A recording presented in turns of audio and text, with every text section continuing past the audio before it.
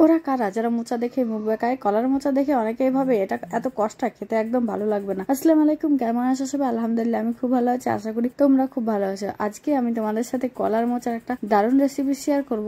এইভাবে কলার মোচা একদিন করে দেখো, বাড়ির সবাই এমন ভাবে তাক লাগিয়ে খাবে, পরের দিন আবার বলবে প্লিজ এইটা আরেকবার করো। আর সত্যিই বলছে, একবার ভেবে চিন্তে এইটা রান্না করবে, কারণ এইভাবে একবার কলার মোচা যদি করে দেখো, তারপর বাড়ির সবার কিন্তু রিকোয়েস্ট আসতেই থাকবে যে আরেকবার খাবো আরেকবার খাবো। তো এর জন্য প্রথমে কলার মোচাটাকে গাছ থেকে কেটে নিয়েছিলাম আমরা, সেটার ভিডিও আমি করতে পারিনি কারণ ওটা আমার শ্বশুর আব্বা কাটেছিল, তাই জন্য। তারপর কলার মোচাটা এইভাবে খুব সুন্দরভাবে পরিষ্কার করে নিয়েছে আমার শাশুড়ি। তারপর এটাকে হলুদ নুন দিয়ে ভালো করে সিদ্ধ করে নিয়েছিলাম, ছোট ছোট করে কেটে। তারপর খুব সুন্দরভাবে পেঁয়াজ কেটে এর উপর দিয়েছিলাম। যদি একটু আদা রসুন কাটা থাকে, তোমাদের বাটা থাকে তোমরা দিবে, আমাদের আদা রসুন বাটা ছিল না ওই মুহূর্তে, তাই আমি দিতে পারিনি। তারপর একটু লঙ্কার গুঁড়ো দিয়েছিলাম, হলুদ যেহেতু আগেই আমি দিয়েছিলাম তাই হলুদ আর বেশি দিইনি, নাহলে হলুদ হলুদ গ্যাস করে। তারপর পরিমাণ মতো নুন দিয়েছি, আর জিরে গুঁড়ো ধনে গুঁড়ো যদি থাকে ওগুলো দিতে পারো, আমাদের কাছে ছিল না তাই দিইনি। তারপরে রুল ময়দা, বেসন, কর্নফ্লোর আর একটু বেকিং পাউডার দিয়েছিলাম যাতে একটু ফোলা ফোলা ভাবটা থাকে ওই জন্য। তারপরে সবগুলোকে চটকে খুব সুন্দর করে মলিন করে আমি সেনে নিচ্ছিলাম। খুব সুন্দর করে এটাকে মিক্স করতে হবে যাতে একদম খুব সুন্দরভাবে মিক্স হয়ে যায়।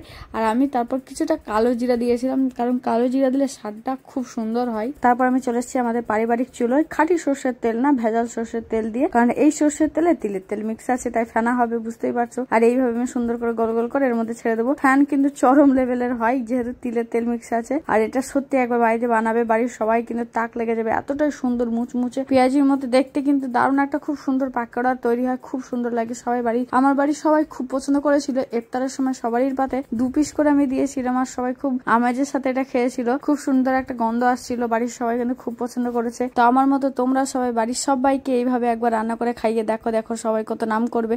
তো আল্লাহ হাফেজ, সবাই ভালো থাকো। আজকের ভিডিও জাস্ট এইটুকুই। আসসালামু আলাইকুম।